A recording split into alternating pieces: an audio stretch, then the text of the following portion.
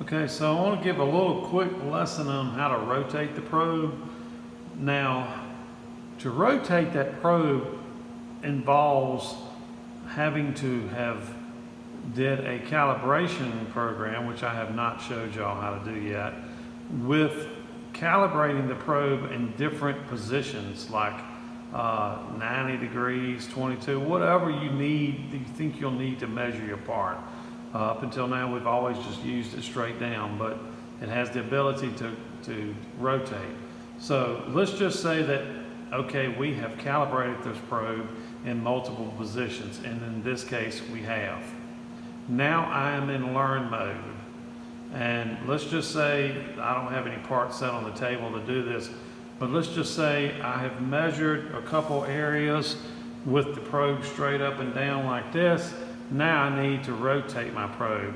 So, of course, being in learn mode, it can be in CNC on, it can be just manually rotating, I don't care. But I'm in learn mode, so I'm gonna go to probe, change probe by number.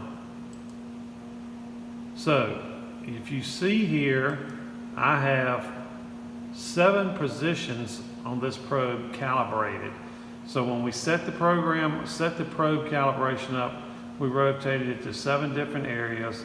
1 is naturally straight up and down.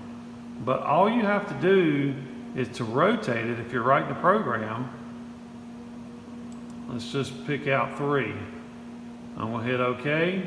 And if you're writing the program, you're in learn mode. If you're writing it and you've got CNC on, it's remembering all these moves. Gives you a warning. Attention, probe will move.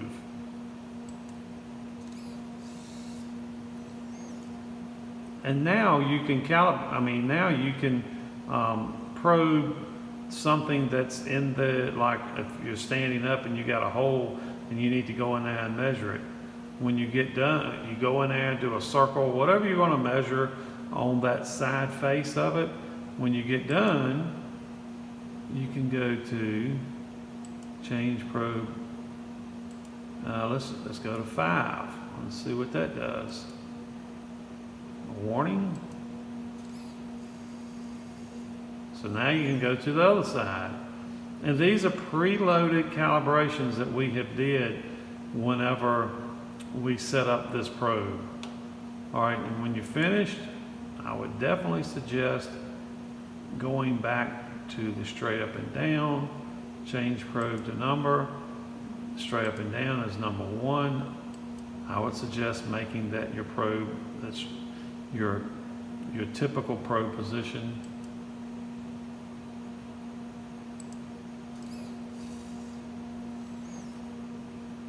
Okay, now of course this is all predicated on the fact that you initially wrote a qualification program for your probe at whatever numbers you want it to be for your probe.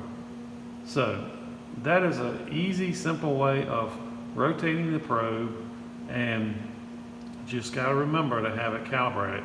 And at some point I will do a video on how to qualify your probe at different positions. So that's it. I hope it made sense.